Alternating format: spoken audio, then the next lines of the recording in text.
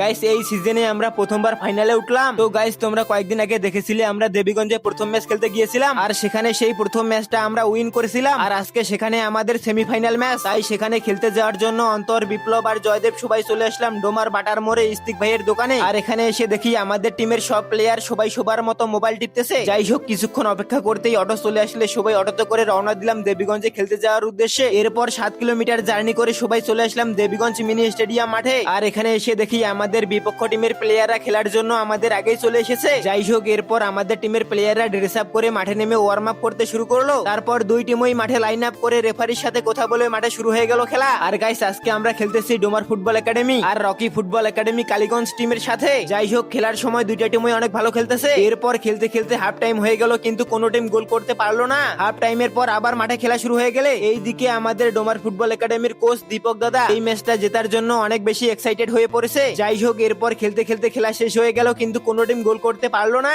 এরপর tie breaker shoot out করার সময় দুইটা টিমই 3টা করে শুট করলে আমাদের ডোমার ফুটবল একাডেমি 2-1 গোলে জিতে গেলাম।